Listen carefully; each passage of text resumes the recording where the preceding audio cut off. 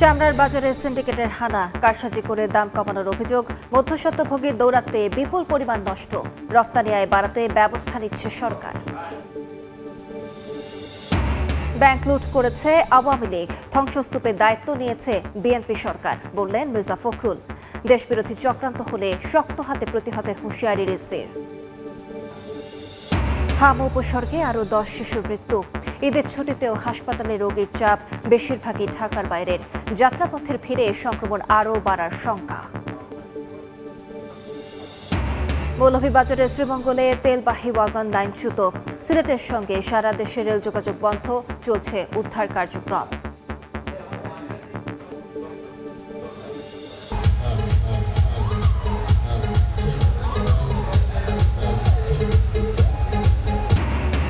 ঈদের টানা ছুটিতে বিভিন্ন বিনোদন কেন্দ্রে উপচে পড়া ভিড়। উৎসবের আনন্দে মাতোয়ারা নানা বয়সী মানুষ, যান্ত্রিক জীবন থেকে সাময়িক মুক্তির উচ্ছ্বাস।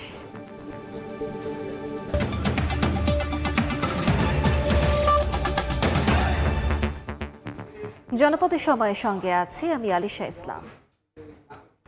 চামড়ার বাজারে এবারও সিন্ডিকেটের হানা, কারসাজি করে কম দামে কেনা হয়েছে বলে অভিযোগ বিক্রেতাদের। এমন অভিযোগ স্বীকার করে মৌসুমি ব্যবসায়ীদের দোষারোপ করছেন পোস্তার ব্যবসায়ীরা। এদিকে সাভারে চামড়া শিল্পনগরীতে বিভিন্ন জেলা থেকে আসা চামড়ার কাঙ্ক্ষিত দাম না পাওয়ার অভিযোগ উঠেছে। শিল্পমন্ত্রী বলছেন, সিইটিপি সংস্কার সহ রফতানি আয় বাড়াতে ব্যবস্থা নিচ্ছে সরকার। বড় গরুর চামড়া 500 থেকে 700, একটু কাটা হলে নেমে যাচ্ছে 100 টাকায়। পুরান ঢাকার পোস্তায় ঈদের দ্বিতীয় দিন নিয়ে আসা এসব পশুর চামড়া এমন কম দামে বিক্রির অভিযোগ করেন ভুক্তভোগীরা। বড় চামড়াগুলো 700 টাকা নিতেছে, এর মধ্যে যদি আপনার ছিঁড়া ভাড়া থাকে, সামান্য ত্রুটি থাকে, তাহলে 100-200 টাকা। কিছু ক্ষেত্রে কমে কেনার কথা স্বীকার করছে hide and skin merchant association. 1200-1300 টাকা তাকে বিক্রি করতে হবে। হয়েছে, ঘটনা যে হয়নি এরকম না। কিছু কিছু জায়গায় হয়তো বা ছোট ছোট চামড়াগুলো নিয়ে আসছে, সেগুলি 200-300 টাকা কিনেছে। এটা তারা প্রপার দামে কিনতে সক্ষম হয়নি। এদিকে তেমন নষ্ট ছাড়াই এবার চামড়া সংরক্ষণ হয়েছে সাভার চামড়া শিল্পনগরী ও আশপাশের আড়তে। তবে ঢাকার বাইরে থেকে যেসব চামড়া এসেছে গুণগত মান কিছুটা নষ্ট হওয়ায় ভালো দাম পাননি বিক্রেতারা। মোটামুটি আমরা আমাদের লক্ষ্যমাত্রায় আমরা পৌঁছছি মোটামুটি। ওইটার ভালো ছিল, তার কারণে আমাদের চামড়াটা আপনার তেমন নষ্ট হয়নি। বিটিএ বলছে এবার 10 থেকে 15% চামড়া নষ্ট হওয়ার শঙ্কা রয়েছে। এলএসডি নিয়ে আমরা বারবার ধর্ণা দিয়েছি প্রাণী সম্পদ মন্ত্রণালয়ের কাছে, কিন্তু তারা কোনোভাবেই আপনার স্বীকার করে না যে লাম্পি ডিজিজ আপনার বাংলাদেশে আছে। সাভারের চামড়া শিল্পনগরী পরিদর্শন করে শিল্পমন্ত্রী জানান, সিইটিপি সংস্কার সহ সরকার এ খাতের রফতানি আয় 10 থেকে 12 বিলিয়ন ডলারে উন্নীত করতে চায়। আমরা একটা মাত্রা ঠিক করব যে সাইজের উপরের প্রত্যেকটা প্রতিষ্ঠান তাদের নিজস্ব ইটিপি করবে, এবং এই ইটিপি করার জন্য যে সমস্ত টেকনিক্যাল সাপোর্ট লাগবে, প্রয়োজন বোধে আর্থিক যদি কোনো সহায়তা লাগে, পলিসি সাপোর্ট লাগে, এগুলি সরকার থেকে দিব। পুরোপুরি এই চামড়া আহরণ করে রপ্তানিতে যদি রপ্তানি পণ্যে পরিণত করা যায়, তাহলে 10-12 বিলিয়ন ডলারের একটা রপ্তানি খাতে পরিণত হওয়ার সব পটেনশিয়াল এই সেক্টরটার আছে। শুক্রবার দুপুর পর্যন্ত পোস্তায় 55,000 ও চামড়া শিল্পনগরীতে চামড়া সংগ্রহ হয়েছে প্রায় 5 লাখ পিস। কাজল আব্দুল্লাহ, সময় সংবাদ, ঢাকা। আওয়ামী লীগের লোকজন ব্যাংকগুলো লুটপাট করে নিয়ে গেছে বলে মন্তব্য করেছেন এলজিআরটি মন্ত্রী মির্জা ফখরুল ইসলাম আলমগীর। ঠাকুরগাঁওয়ে সাংবাদিকদের তিনি বলেন, ধ্বংসস্তূপের মধ্যে দায়িত্ব নিয়ে বর্তমান সরকারকে শূন্য থেকে শুরু করতে হয়েছে। সরকার একটা দায়িত্ব নিয়েছে, একটা ধ্বংসস্তূপের মধ্যে ব্যাংকগুলো খালি করে দিয়েছিল। ব্যাংকে কিচ্ছু নাই, লুটপাট করে 80 লক্ষ কোটি টাকা লুট করে নিয়ে গেছে এই আওয়ামী লীগ, তাদের লুটের ব্যাপার। সেইখান থেকে আমাদের আবার শূন্য থেকে শুরু করতে হবে। সুতরাং আমরা যেটা আপনাদের কাছে প্রত্যাশা করি যে আমাদেরকে সাপোর্টটা দেন।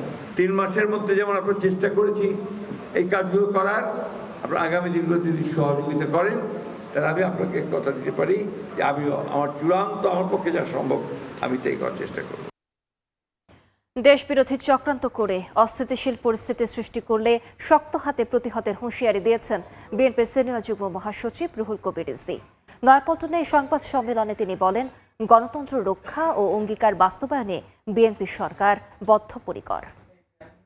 যে বর্তমান নির্বাচিত প্রধানমন্ত্রী এবং সরকার যে কোনো ঘটনায় তিনি সেটিকে চিহ্নিত করে তার বিরুদ্ধে ব্যবস্থা গ্রহণের জন্য ব্যবস্থা নিয়েছে। তারপরেও কেউ কেউ বলছেন ষড়যন্ত্র হচ্ছে, চক্রান্ত হচ্ছে। সরকারের যেগুলো ভুল হচ্ছে সেটা আপনারা ধরিয়ে দিতে পারেন, কিন্তু চক্রান্ত করা, ষড়যন্ত্র করা এবং নানাভাবে চক্রান্তের ইঙ্গিত দেওয়া, এইটা এদেশের মানুষ কখনোই এটাকে ভালোভাবে নেয়নি, ভালোভাবে নেবে না।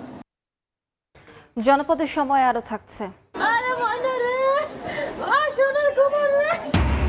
ভোলায় যৌতুকের দাবিতে গৃহবধূকে হত্যার অভিযোগ।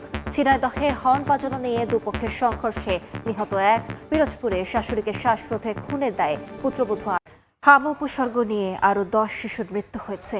আক্রান্ত হয়ে হাসপাতালে ভর্তি 732 জন।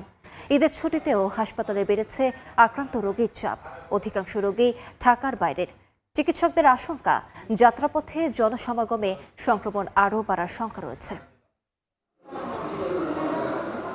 ঈদের দ্বিতীয় দিনেও হামের জন্য বিশেষায়িত রাজধানীর মহাখালী ডিএনসিসি হাসপাতালের করিডোরে রোগীর ভিড়। শুক্রবার সকাল থেকে এই ভিড় আরও বাড়তে থাকে। ডিএনসিসি হাসপাতালের করিডোরের অধিকাংশ রোগী ঢাকার বাইরে থেকে আসা। ঢাকা মেডিকেল রিসার্চকে ঢাকা মেডিকেল থেকে এই জায়গায় পাঠাইছে। নারায়ণগঞ্জে ভিক্টোরিয়া হাসপাতাল নিয়ে গেছিলাম, সেখান থেকে যে শরীরের রেস্টেস দেখে পরে বলছে ডিএনসি হাসপাতাল নিয়ে। হাসপাতাল ঘুরে দেখা যায় রিলিজ নেওয়া রোগীর তুলনায় নতুন রোগীর ভর্তির পরিমাণেই বেশি। অনেকের পরিবার ও আত্মীয় স্বজন হামে আক্রান্ত ছিলেন, সেখান থেকে সংক্রমণের আশঙ্কা করছেন স্বজনরা। অন্য ডাক্তার দেখেছি, রোগের কোনো হইতেছে না, কমতেছে না, তারপর আমরা হাসপাতালে নিয়ে আসছি। 3 দিন যাবত হসপিটালে ভর্তি।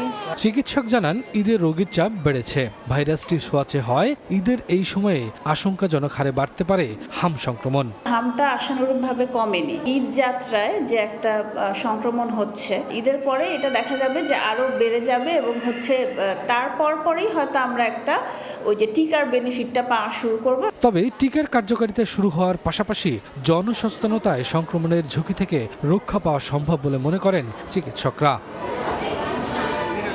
শফিকুজ্জামান রুবেল, সময় সংবাদ, ঢাকা। ঢাকার বাইরের পর্যটন কেন্দ্রগুলোতে ভিড় বেড়েছে দর্শনার্থীদের। আনন্দ আর হৈ হুল্লোড়ে মেতেছেন পরিবার পরিজন নিয়ে। পর্যটকের উপচে পড়া ভিড়ে যেন কোনো ধরনের হয়রানি বা অনাকাঙ্ক্ষিত ঘটনা না ঘটে, সেজন্য নেওয়া হয়েছে বাড়তি নজরদারি।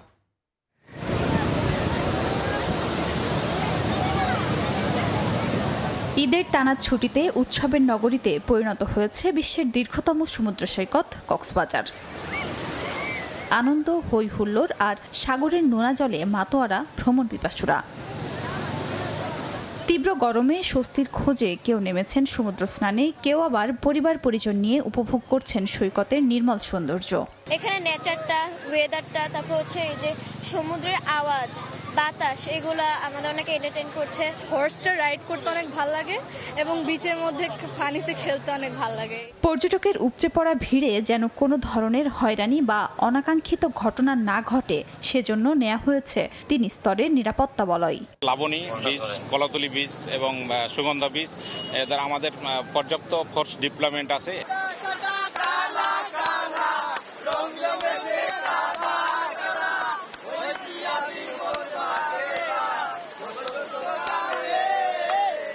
সৌন্দর্যের প্রাচুর্যে ভরা পাহাড়কন্যা সিলেট।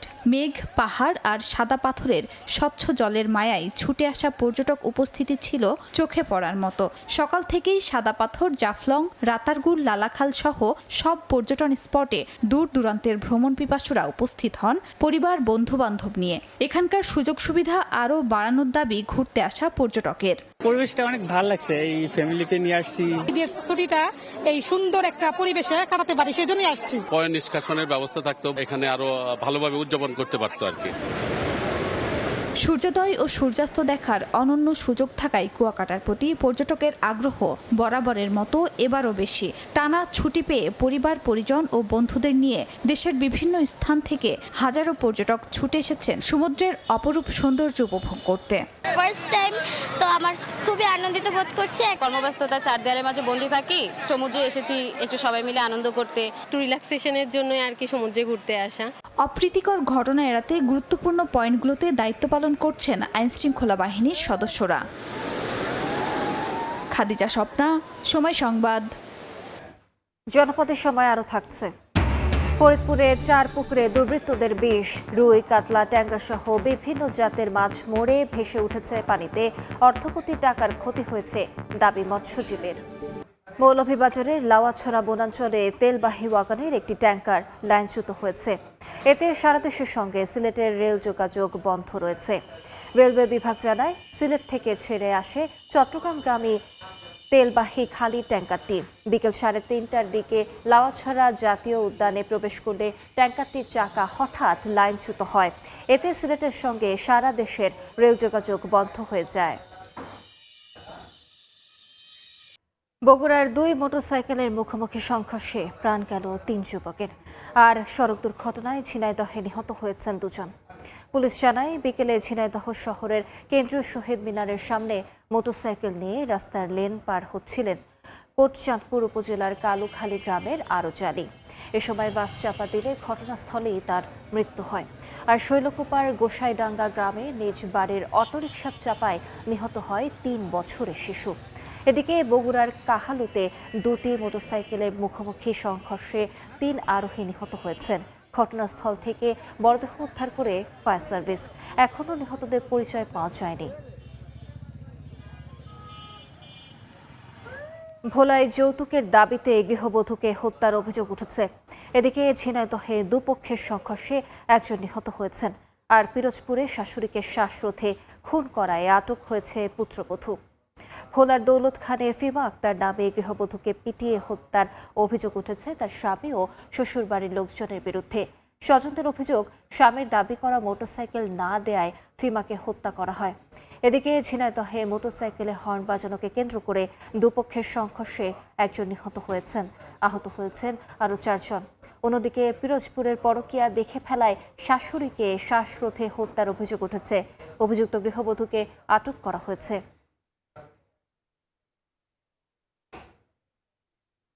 ফরিদপুরে 4টি পুকুরে বিষ দিয়েছে দুর্বৃত্তরা। রুই, কাতলা, ট্যাংরা সহ নানা জাতের মাছ মরে পানিতে ভেসে ওঠে। এলাকাবাসী জানায়, সদর উপজেলার কৃষ্ণনগর ইউনিয়নের নরসিংহদিয়া গ্রামের বাসিন্দা অনিমেষ সরকার পুকুর লিজ নিয়ে মাছ চাষ করেন। রাতে দুর্বৃত্তরা তার 4টি পুকুরে বিষ প্রয়োগ করে। সকালে পুকুরে বিভিন্ন জাতের মাছ মরে ভেসে ওঠে। প্রায় 60 লাখ টাকার মাছ মরে গেছে বলে দাবি করেন মৎস্যজীবী অনিমেষ সরকার। তদন্ত করে ব্যবস্থা নেওয়ার কথা জানিয়েছে পুলিশ।